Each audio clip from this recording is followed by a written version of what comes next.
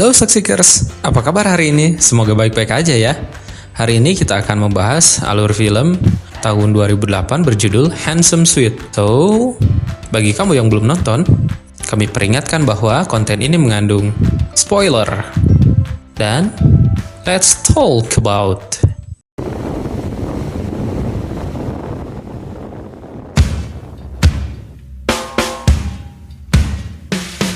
Film dimulai dengan presentasi dua orang sales pakaian yang sedang membicarakan seorang pria yang sangat jelek di kota. Pria ini akan dijadikan bahan percobaan untuk baju terbaru mereka. Dan scene pun berpindah ke kedai makanan milik Tokuro. Tokuro di sini adalah tokoh utamanya. Meskipun namanya Tokuro, sebenarnya orang-orang lebih suka menyebutnya dengan Butaro. Kalau dalam bahasa Indonesia mungkin maksudnya adalah babi ngepet. Tak lama berselang, ada seorang perempuan yang masuk kedai itu karena membaca tulisan bahwa di depan ada lowongan pekerjaan. Sontak semua orang yang ada di situ terkejut dan sangat terkejut lah pokoknya. Dan si Tokuro sendiri awalnya menolak untuk mempekerjakannya karena dia terlalu cantik untuk berada di tokonya. Tapi setelah entah dari mana ada laler masuk ke dalam hidungnya, dan si Tokuro pun akhirnya bersin. Tapi walaupun dia bersin di hadapan si Mbak Cantik ini tidak mengelak. Mbak Cantik ini tidak bergeming. Mbak Cantik ini tetap kalem. Bahkan tak ada satupun butiran cairan bersinnya menyentuh wajah atau kulitnya. Luar biasa sekali kan, amazing. Ini amazing. Akhirnya si Mbak Cantik ini bekerja juga di kedai makanan itu. Mari kita sebut Mbak Cantik ini dengan Mbak Inem. Nah, Mbak Inem ini akhirnya ditanya oleh si Ito, kenapa kamu mau bekerja di sini? Dan Mbak Inem pun menjelaskan bahwa dulu dia sebenarnya pernah ke sini sebagai pelanggan. Dan pada suatu hari, si Tokuro ini kedatangan pelanggan yang tidak membayar. Saat Ito mau menghajarnya, si Tokuro ini membelanya dengan cara bahwa dia sedang tidak membawa dompet dan membelanya. Dan akhirnya karena sikapnya yang sangat baik hati, si Mbak Cantik ini akhirnya jatuh hati kepada si Tokuro. Walaupun wajahnya yang memang begitu, akhirnya si Mbak Inem ini jatuh hati pada si Tokuro. Dari situlah akhirnya dia bertekad untuk mendekati si Tokuro ini. Begitu. Dan setelah itu, warung si Tokuro ini tambah ramai karena adanya si Mbak Inem ini. Dan saking terkesimanya orang-orang yang ada di situ semuanya pada melong, termasuk si Tokuro. Tokuro ini akhirnya jatuh cinta kepada si Inem dan terbawa suasana. Akhirnya menyatakan perasaan kepada si Inem. Tapi disinilah awal mula terjadinya kesalahpahaman. Si Tokuro ini menyangka bahwa dirinya ini ditolak oleh si Inem. Padahal si Inem hanya ingin bahwa dia itu dicintai apa adanya, bukan karena fisiknya yang cantik. Dan akhirnya hubungan mereka pun usai. Dan akhirnya si Inem pun yang merasa terjadi kesalahpahaman akhirnya berhenti bekerja di kedai si Tokuro ini. Tokuro ini menjadi sangat galau, sangat sedih sekali. Dan akhirnya dia pergi ke taman buat nongkrong. Dan disitulah dia ketemu dengan si sales baju. Mari kita sebut dengan Mang Ujang. Nah, si Mang Ujang ini akhirnya mengarahkan si Tokuro untuk pergi ke tokonya. Di sana, dia melihat berbagai macam baju. Tapi dia bilang, semua baju nggak akan bisa bikin kamu ganteng kecuali baju yang ini. Baju yang berbentuk boneka, padahal sebenarnya baju ini sangat amazing sekali. Karena bisa membuat orang menjadi orang lain. Maksudnya adalah merubah seseorang menjadi sosok yang lain. Dan akhirnya si Tokuro pun menjadi sosok yang sangat tampan, yang sangat berbeda sekali dengan wujud aslinya. Disinilah dia bermulai. Tapi pakaian ini sebenarnya masih prototipe, jadi artinya si pakaian ini belumlah sempurna dan si Tokuro ini jadi bahan percobaan buat mereka. Dan dimulailah kehidupan Tokuro yang baru sebagai Tokuro versi ganteng. Dia pun merubah namanya menjadi Ani. Dan si Ani ini akhirnya jalan-jalan ke kota. Dan apa yang terjadi di kota? Semua cewek-cewek pada nempel seperti iklan Axe. Semuanya pada nempel mengincar si Ani.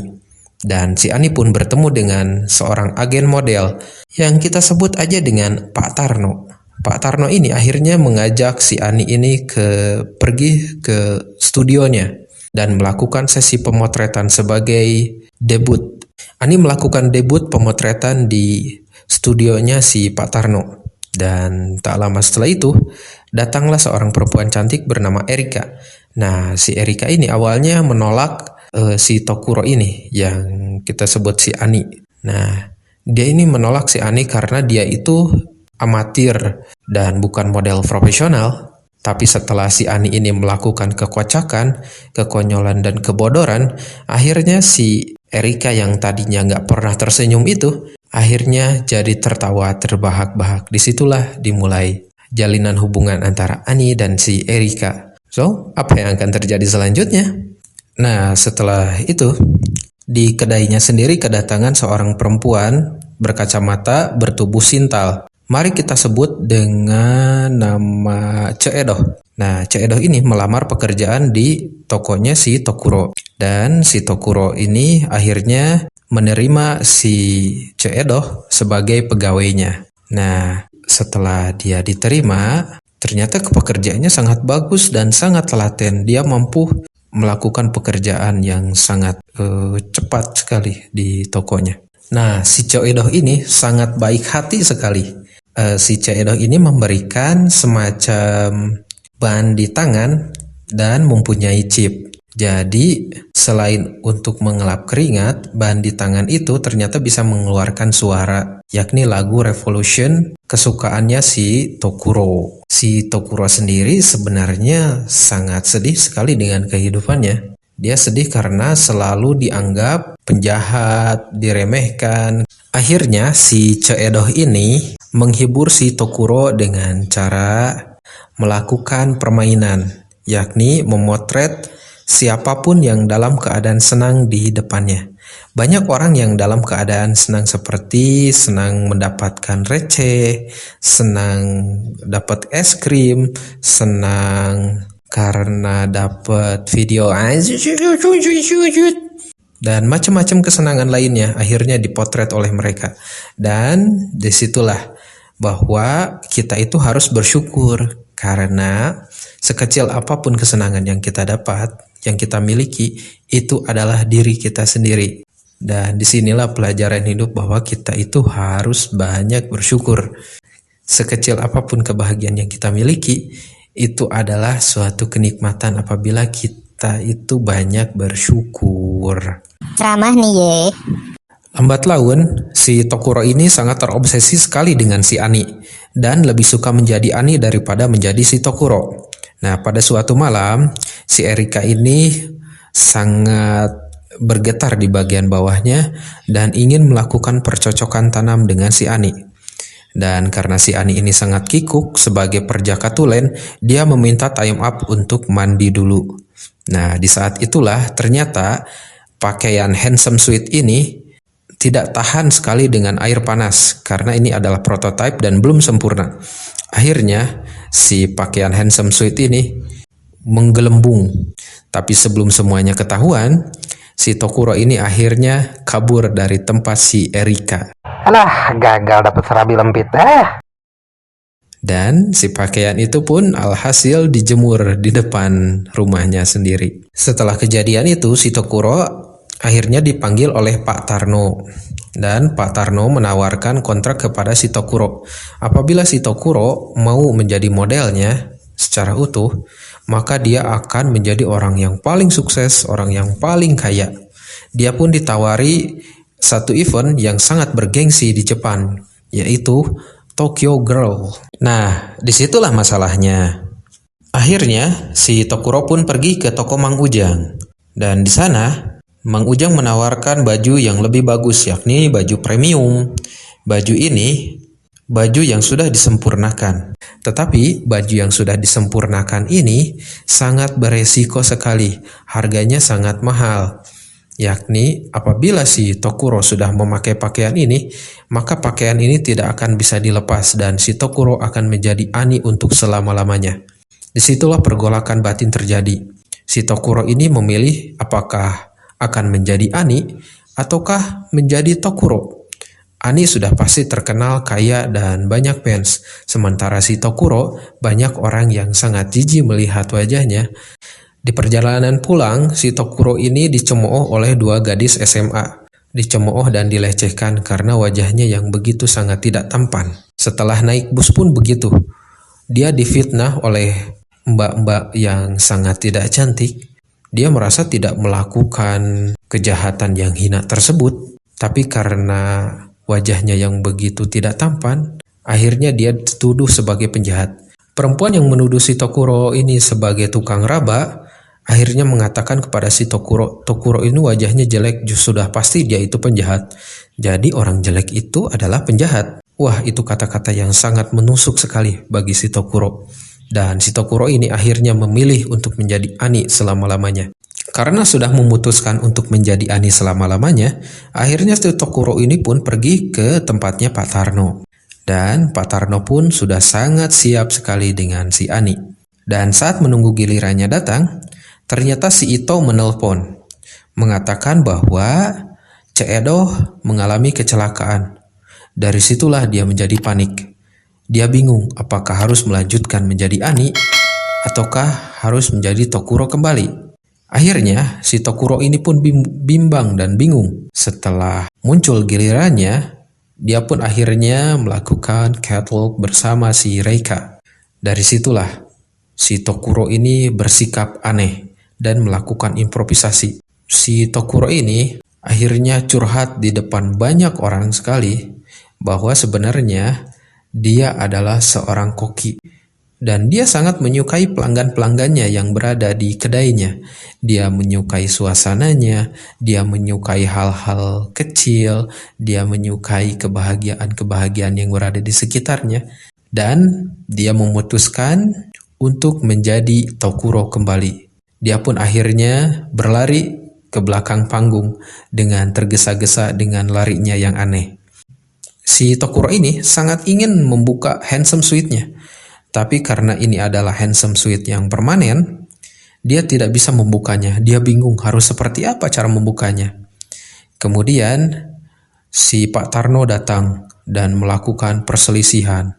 Saat perselisihan terjadi, tidak disadari si Pak Tarno ini menekan ban yang ada di tangannya. Dan keluarlah muncul suara dari bannya itu, yaitu musik revolution. Nah, disinilah muncul ide bahwa si Tokuro ini bisa kembali ke wujudnya semula dengan cara mengambil cutter dan merobek tangannya. Dan betul saja, ternyata si Tokuro ini bisa kembali lagi ke wujudnya semula berkat bantangan yang diberikan oleh Cek Edo. Dan dengan tergesa-gesa, si Tokuro ini pun akhirnya pergi untuk menemui Cek Edo yang katanya ada di rumah sakit. Dan di rumah sakit, ternyata yang kecelakaan bukanlah Cek Edo. Cek Edo memang ditabrak oleh motor, tapi motornya yang mental, bukan Cek Edohnya yang tumbang. Hebat banget ini Cek Edo, luar binasa. Di sini akhirnya Cek Edo mengakui sesuatu, bahwa Cek Edo sebenarnya bukanlah Cek Edo, melainkan Mbak Cantik si Inem. Jadi si Inem memakai pakaian yang berkebalikan, yakni ugly sweat. Jadi pakaian yang dimiliki si Inem ini bisa membuat seseorang menjadi jelek. Nah, disinilah ketahuan bahwa sebenarnya Cek Edo yang asli adalah Inem yang menyamar. Inem betul-betul sangat jatuh cinta sekali dengan Tokuro. Si Inem ini ingin dicintai apa adanya, kebaikan hatinya, bukan karena fisiknya yang cantik. Dan hubungan mereka pun akhirnya dimulai lagi. Kalau menurut gue sih endingnya lucu banget lah. Bagaimana menurut kamu yang pernah nonton film ini? Berkesan? Ya, film Jepang sih semuanya emang agak-agak unik ya, aneh. Bahkan komedi-komedinya memang kadang-kadang suka ada yang nggak dimengerti. Tapi kebanyakan memang hiperbola sih. Komedi-komedinya itu itu sangat berlebihan, tapi itulah yang membuat film-film Jepang ini menjadi unik dan aneh. Kebanyakan dari film Jepang memang absurd, tapi yang ini komedinya bisa diterima banget oleh kita. Asli, komedinya benar-benar bisa diterima banget oleh kita yang nontonnya menjadi ketawa terbahak-bahak. Oke, teman-teman sekalian, gimana dengan videonya? Kalau kalian merasa kalian suka dengan video ini, silahkan like, comment, subscribe, dan bagikan ke teman-teman kamu yang suka nonton film komedi. Oke, saya HR Zakaria. Sampai berjumpa lagi di video-video selanjutnya, dan terima kasih yang sudah menonton video ini. Bye-bye.